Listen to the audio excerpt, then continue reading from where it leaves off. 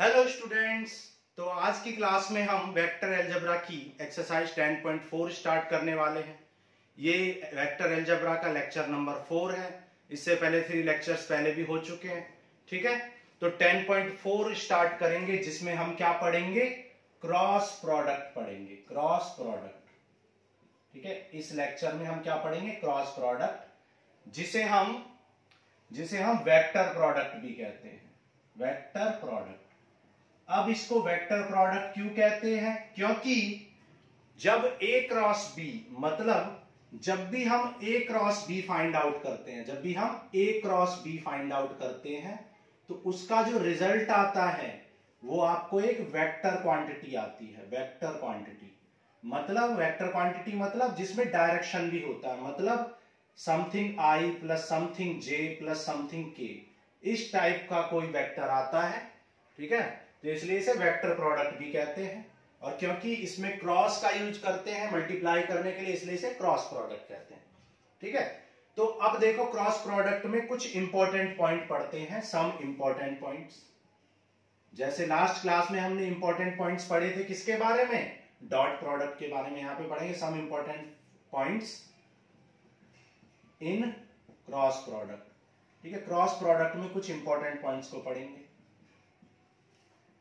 अब देखो A dot B, A cross B क्या होता है, ए बी साइन थीटा होता है। जैसे वहां पे ए डॉट बी क्या होता था, ए बी कॉस थीटा, यहां पर क्या है, ए बी साइन थीटा है। अब जब थीटा की वैल्यू 90 डिग्री हो जाती है, थीटा की वैल्यू यहां पर 0 डिग्री हो जाती है, तो A dot B, A cross B आपका ए बी साइन 0, और साइन 0 की वैल्यू 0 होती है, मतलब ए क्रॉस बी क्या हो जाता है, 0 हो जाता है। मतलब आप कह सकते हो एंगल 0 डिग्री का मतलब क्या है, पैरेलल वेक्टर। मतलब जब पैरेलल वेक्टर्स होते हैं, जब वेक्टर्स कैसे होते हैं, पैरेलल, तो ए क्रॉस बी की वैल्यू क्या हो जाती है, 0 हो जाती है। ए क्रॉस बी की वैल्यू 0 हो जाती है। ठीक है, और इंपॉर्टेंट पॉइंट्स क्या है, जैसे हम आई क्रॉस आई करना चाहें, आई क्रॉस आई, तो आई का आई के साथ, क्योंकि हम जानते हैं कि हमने आपको लास्ट क्लास में भी बताया था, लास्ट तीनों क्लास में आपको बता रहे हैं कि आई किसको रिप्रेजेंट करता है, एक्स एक्सिस को, जे किसको रिप्रेजेंट करता है, वाई एक्सिस को, और के किसको रिप्रेजेंट करता है, जेड एक्सिस के डायरेक्शन को रिप्रेजेंट करता है। तो तीनों जो है आई जे के वो परपेंडिकुलर होते हैं और इन्हें हम ऑर्थोगोनल यूनिट वेक्टर कहते हैं। ये सारी बातें हम बता चुके हैं। क्योंकि ये ऑर्थोगोनल है, यूनिट वेक्टर है, तो इनकी वैल्यू क्या हो जाएगी, इनके मॉड की वैल्यू 1 हो जाएगी। ऑर्थोगोनल है मतलब ये सभी परपेंडिकुलर हैं, तो इनके बीच में आई का आई के बीच में एंगल क्या होगा, आई का आई के बीच में जो एंगल होगा वो क्या हो जाएगा, 0 डिग्री हो जाएगा, और साइन 0 0 होता है, तो ये 0 हो जाएगा। मतलब हम कह सकते हैं आई क्रॉस आई, जे क्रॉस जे और के क्रॉस के, ये सब की वैल्यू क्या हो जाएगी, 0 हो जाएगी। क्यों हो जाएगी सबकी वैल्यू 0, क्योंकि आई का आई के साथ एंगल 0 है, जे को जे के साथ एंगल 0 है, के का के के साथ एंगल 0 है, और एंगल 0 होने की वजह से साइन 0 0 हो जाता है, साइन 0, इसलिए ए क्रॉस बी 0 आ जाता है। इसलिए आई क्रॉस ए, जे क्रॉस जे और के क्रॉस के आपका क्या आ जाएगा, 0 आ जाएगा। समझ आ रहा है, ओके। अब आपको कुछ बातें और याद रखनी है, आपको एक साइक्लिक रूल याद रखना है। जैसे आई क्रॉस जे करेंगे, आई क्रॉस जे तो वो किसके इक्वल आता है, के, और के क्रॉस आई करेंगे तो वो किसके इक्वल आएगा, जे के। तो साइक्लिक ऑर्डर में चीजें चलेंगी। जे क्रॉस के क्या होगा, आई, के क्रॉस आई क्या होगा, जे, मतलब साइक्लिक ऑर्डर में, मतलब आई क्रॉस जे तो के, जे क्रॉस के तो आई, जबकि के क्रॉस आई तो क्या हो जाएगा, जे।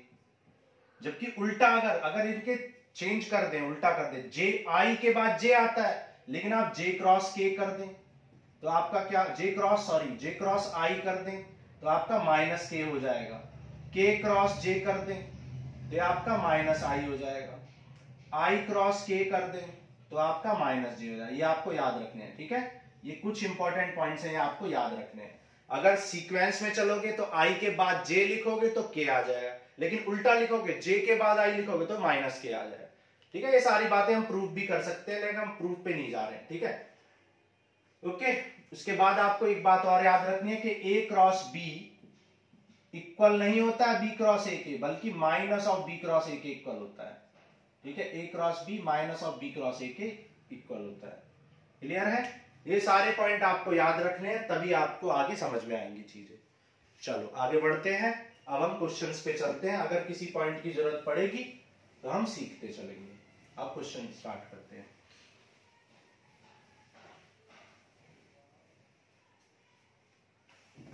अब जैसे क्वेश्चन नंबर 1 में आपसे a क्रॉस b पूछा है, तो a वेक्टर आपको गिवन है i minus 7j plus 7k, और b वेक्टर आपको गिवन है 3i minus 2j plus 2k।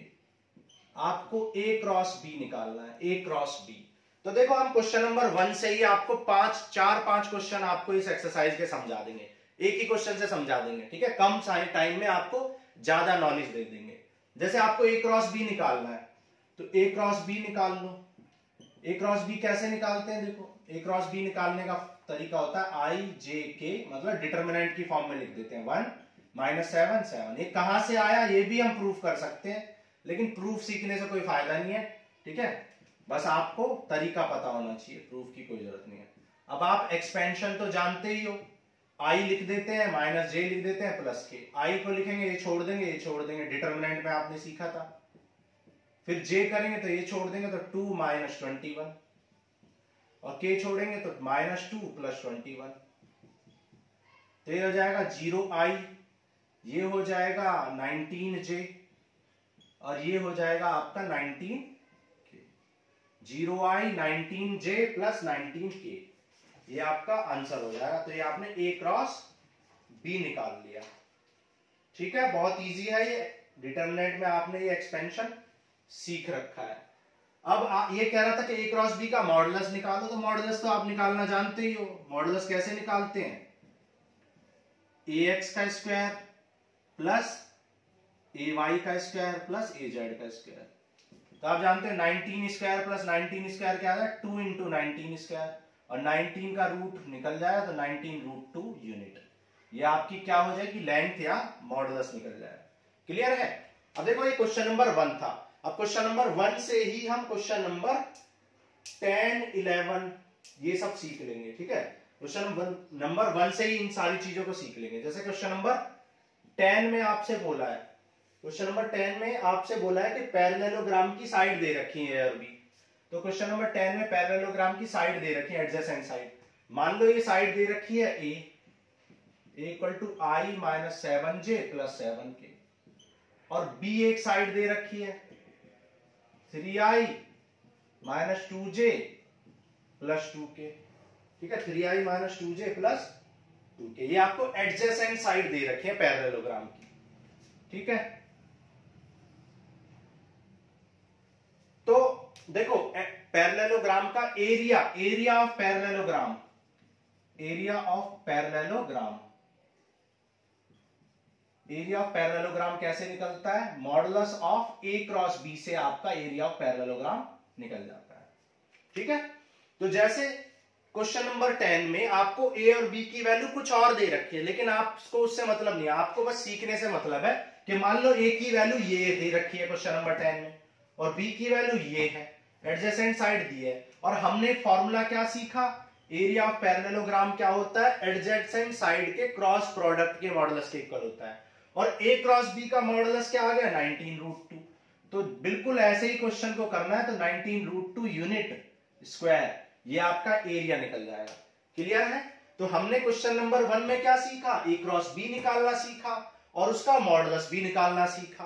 अब अगर a क्या होता? किसी पैरेललोग्राम की साइड होती, और b उसकी एडजेसेंट साइड होती, तो और उसका एरिया पूछा होता। तो एरिया का फॉर्मूला क्या होता है? a क्रॉस b का मॉडुलस, जो कि हम निकाल चुके हैं a क्रॉस b का, जो कि 19 रूट 2 आया, तो इसका एरिया 19 रूट 2 हो जाएगा। क्लियर है?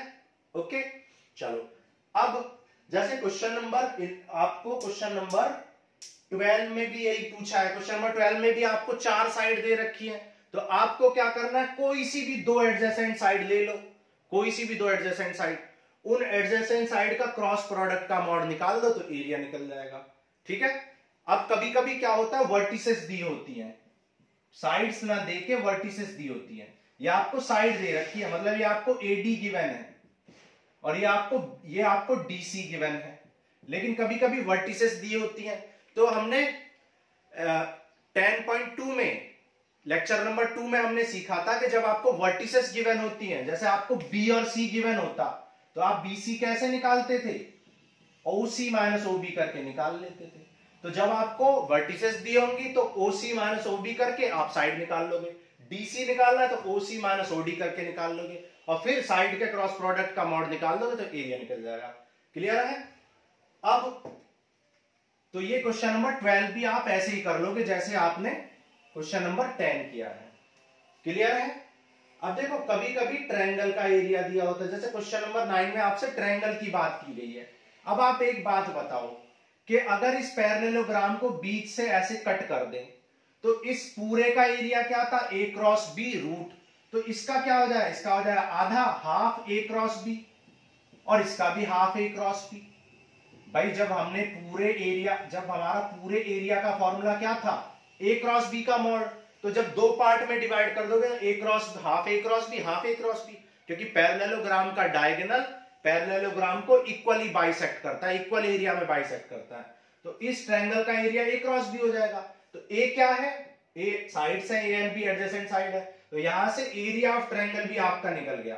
एरिया ऑफ ट्रायंगल क्या होता है? Half of A cross B का मॉडुलस, मतलब cross product of adjacent side का मॉडुलस करके हाफ कर दो तो एरिया निकल जाएगा।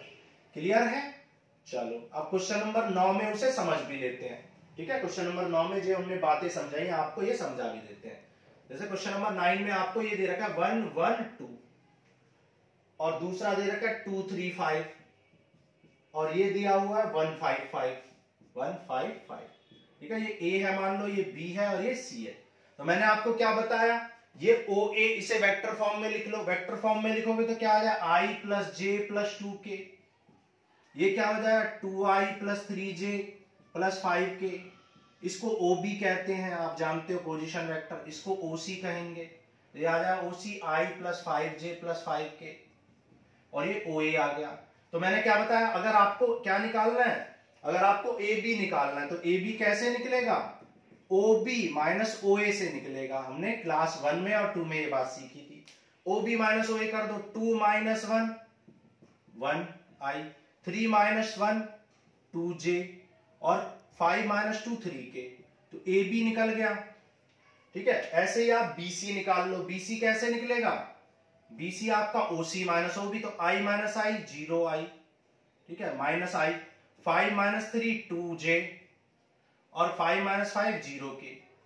तो ये आपका BC निकल गया। तो हमने AB निकाल लिया, BC निकाल लिया, दो एडजेसेंट साइड पता चल गई। अब इनका क्रॉस प्रोडक्ट निकालो। इनका क्या निकालो? इनका क्रॉस प्रोडक्ट निकाल के हाफ कर दो। तो क्या करेंगे? AB क्रॉस BC कर लोगे और उसका मॉड निकाल लोगे। AB क्रॉस BC हमने आपको सिखा दिया, उसका मॉड निकाल के हाफ कर दो। तो यही आपका क्या हो जाएगा? एरिया ऑफ ट्रायंगल हो जाएगा क्वेश्चन नंबर 9 में। तो अभी तक हमने क्या सीखा? अभी तक हमने ये सीखा कि अगर वर्टिसेस गिवन है तो OB माइनस OA करके क्या निकाल लेंगे? साइड। BC निकालने के लिए OC माइनस OB करके BC निकाल लेंगे। जब दो साइड पता चल जाएंगी तो उनका क्रॉस प्रोडक्ट निकाल के उनका मॉडुलस निकाल के हाफ कर दोगे तो आपको एरिया ऑफ ट्रायंगल मिल जाएगा। लेकिन अगर पैरेललोग्राम का निकालना है तो पैरेललोग्राम में दो ट्रायंगल होते हैं इक्वल एरिया के, तो वहां पर हाफ प्लस हाफ फुल हो जाएगा। मतलब आपको हाफ करने की जरूरत नहीं है, सिर्फ A क्रॉस B का मॉड निकाल लेंगे। क्लियर है? तो इस तरीके से आपने A क्रॉस B निकालना सीख लिया, A क्रॉस B का मॉड निकालना सीख लिया और एरिया ऑफ ट्रायंगल निकालना सीख लिया और पैरेललोग्राम का। ये बहुत ज्यादा पेपर में पूछे जाते हैं। ठीक है, इनकी बहुत अच्छे से आपको प्रैक्टिस करनी है।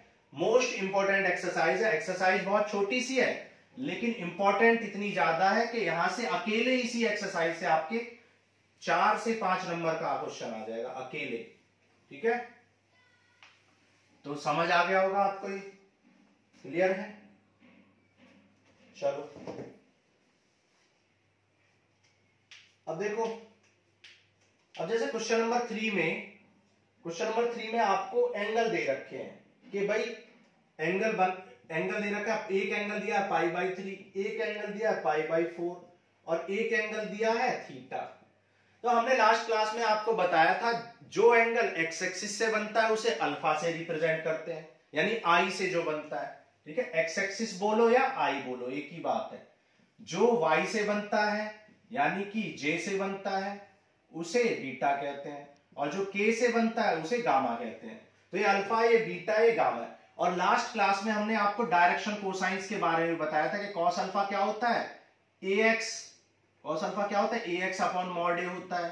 कॉस बीटा क्या होता है ay अपॉन मॉड ए होता है। और कॉस गामा क्या होता है az अपॉन मॉड ए होता है। अगर आप इनको स्क्वायर करके ऐड करो तो आप देखोगे कि ये क्या आ जाएगा, cos square alpha plus cos square beta plus cos square gamma, और ये क्या हो जाए ax square upon mod A का square, ax square upon mod A का स्क्वायर, यहाँ पे ay square upon mod A का स्क्वायर, और यहाँ पे az square upon mod A का स्क्वायर। तो ये क्या हो जाएगा, ये हो जाएगा ax square plus ay square plus az square upon mod A का स्क्वायर। और आप एक बात जानते हो, लास्ट क्लास में हमने सिखाया था कि mod ax square ay square az square क्या होता है, मॉड ए। भाई आप जानते हो कि मॉड ए का फॉर्मूला क्या होता है ax square plus ay square plus az square. तो ये रूट इधर जाएगा तो स्क्वायर बन जाएगा, तो ax square ay square az square किसके इक्वल है, मॉड ए के स्क्वायर के। तो ये मॉड ए आ गया, मॉड ए से मॉड ए कैंसिल। तो यहां से आपको एक इंपॉर्टेंट रिलेशन मिल गया कि cos square alpha cos square beta plus cos square gamma की वैल्यू क्या होती है 1। तो ये इंपॉर्टेंट आपको एक फॉर्मूला मिल गया। बस इस फॉर्मूले में आपको अल्फा बीटा गामा की वैल्यू पुट करनी है, तो यहाँ पे गामा निकल जाएगा। तो क्या हो जाएगा, cos square pi by 3 plus cos square pi by 4 plus cos square theta equal to 1। Pi by 3 मतलब 60 डिग्री, 60 डिग्री की वैल्यू क्या होती है 1/2, 45 की वैल्यू 1/√2, और ये आपको फाइंड आउट करना है। मोस्ट इंपॉर्टेंट क्वेश्चन है ये भी, ये पूरी एक्सरसाइज बहुत इंपॉर्टेंट है। ये 1/4, ये 1/2, तो cos square theta equal to क्या आ जाएगा 1 माइनस 1/4 माइनस 1/2, सब्ट्रैक्ट कर लो तो क्या आ जाएगा 4 माइनस 1 माइनस 2 दैट इज 1/4। ये स्क्वायर इधर जाएगा तो रूट बन जाएगा, तो कॉस थीटा की वैल्यू क्या आ जाए 1/√2 which is 45 degree that is π/4। तो थीटा की वैल्यू कितनी आ जाएगी π/4। बहुत इंपॉर्टेंट, ठीक है। तो ये इंपॉर्टेंट क्वेश्चन था, आ रहा समझ में। चलो ये क्वेश्चन नंबर हमने 3 कर लिया, आगे चलते हैं। देखो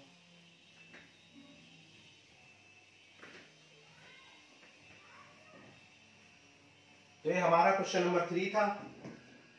देखो क्वेश्चन नंबर 4 करते हैं। क्वेश्चन नंबर 4 भी इंपॉर्टेंट क्वेश्चन है, बहुत इजी भी है ये। आपको a minus B into A plus B ये गिवन है, और इक्वल टू क्या प्रूफ करना है 2a क्रॉस b प्रूफ करना है। एक बहुत इजी क्वेश्चन है, LHS को सॉल्व कर लो भाई। a into A cross a into B a cross b, b into A b cross a, और b into B b cross b, ठीक है। आपको हमने सिखाया था कि i क्रॉस i की value j cross j, k cross k, ये सब क्या होते हैं जीरो होते हैं, क्योंकि i का i के बीच में एंगल जीरो होता है। उसी तरह a क्रॉस a भी जीरो होगा, क्यों, क्योंकि यार a को a से आप मल्टीप्लाई करोगे तो क्या होगा a साइन जीरो, क्योंकि a का a से एंगल जीरो होता है, साइन जीरो जीरो, तो a क्रॉस a जीरो आ जाएगा। सिमिलरली b क्रॉस b भी जीरो हो जाएगा, तो ये क्या आ गया आपका जीरो, और यहाँ पे b क्रॉस b आया था तो b क्रॉस b भी क्या आ गया आपका जीरो आ गया। और आपको लास्ट क्लास में हमने बताया था a cross b minus of b cross a के इक्वल होता है, इसी क्लास में अभी बताया था थोड़ी देर पहले। तो इस b क्रॉस a को आप a क्रॉस b लिख सकते हो, यहाँ पे क्रॉस है तो a cross b plus a cross b ये आ जाएगा, और a क्रॉस b और a क्रॉस b क्या आ जाएगा 2a क्रॉस b हो जाएगा विच इज RHS। तो यही हमें प्रूव करना था। क्लियर है बात। तो क्वेश्चन नंबर 4 था, ये भी बहुत इंपॉर्टेंट क्वेश्चन है, समझ में आ गया होगा आपको। आगे चलते हैं, करते हैं क्वेश्चन नंबर 5।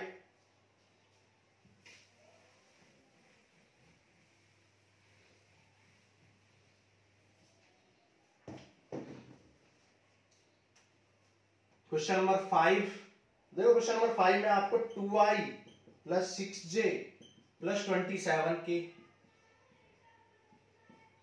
क्रॉस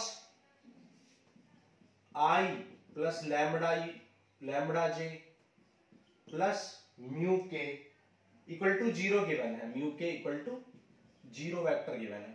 तो क्रॉस प्रोडक्ट आपको निकालना सिखा ही चुके हैं, आई प्लस जे प्लस के कर लो, यहाँ 2 6 27 कर लो, यहाँ 1 लैम्बडा और म्यू कर लो, कोफिशिएंट लिख दिए, एक्सपेंड कर लो इसको।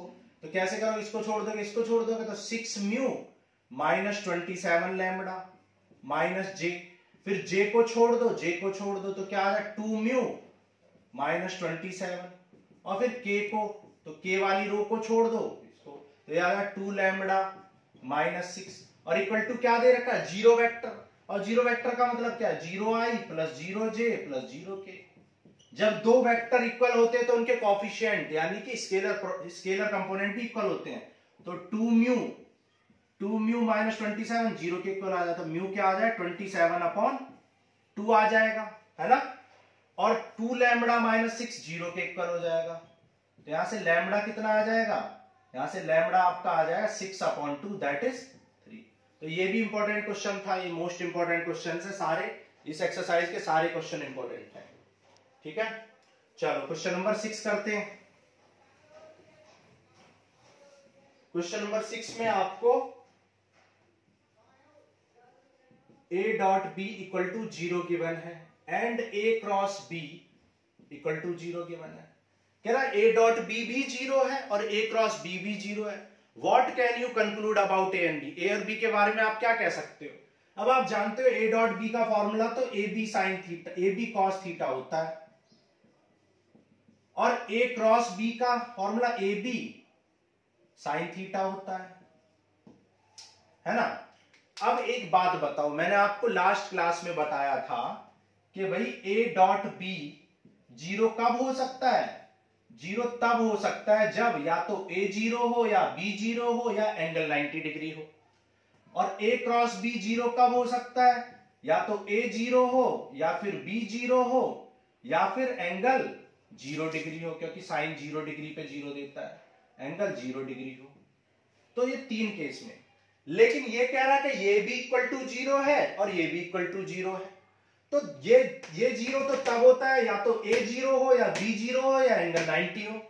ये कह रहा है या तो a 0 हो या b 0 हो या एंगल 0 डिग्री हो, लेकिन दोनों 0 एंगल की वजह से नहीं हो सकते हैं, क्योंकि एक ही टाइम पे एंगल या तो 90 डिग्री होगा या 0 डिग्री होगा।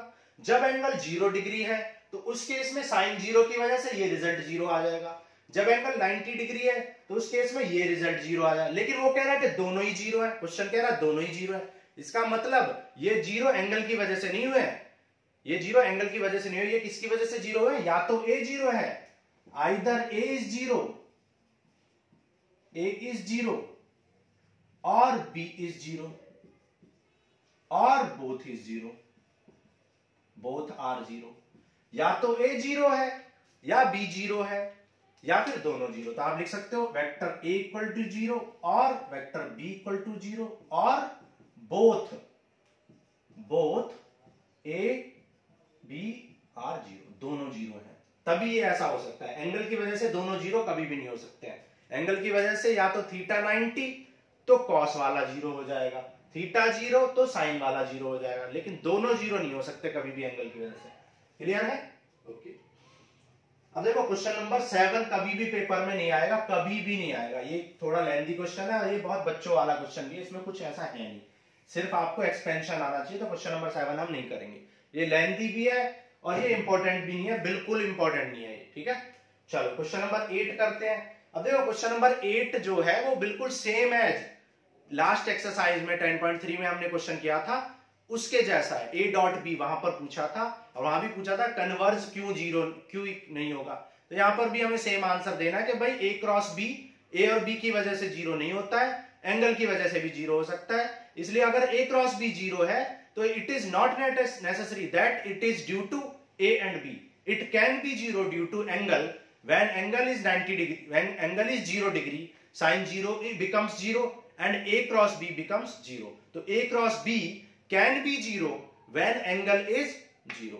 जैसे कि वहां पे लास्ट एक्सरसाइज में बताया था a dot b can be 0 when angle is 90 degree. Similarly यहां पर जब एंगल 0 डिग्री होगा मतलब दोनों वेक्टर अगर पैरेलल होंगे तो a क्रॉस b 0 हो जाएगा।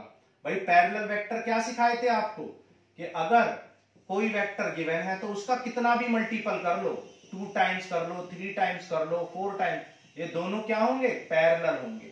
क्योंकि मल्टीपल करने से भाई किसी भी लेंथ को 5 गुना करने से, 10 गुना करने से उसकी लेंथ यानी मैग्नीट्यूड चेंज हो जाता है, डायरेक्शन वही रहता है। तो aij के और 2i2j 2 के, 3i3j 3 के, 4i4j 4 के या -i -j कितना भी मल्टीपल कर लो, जब तक आप a और b प्रोपोर्शनल करोगे, a और b के बीच में एंगल 0 डिग्री होगा, दोनों पैरेलल होंगे और a क्रॉस b की वैल्यू 0 हो जाएगी।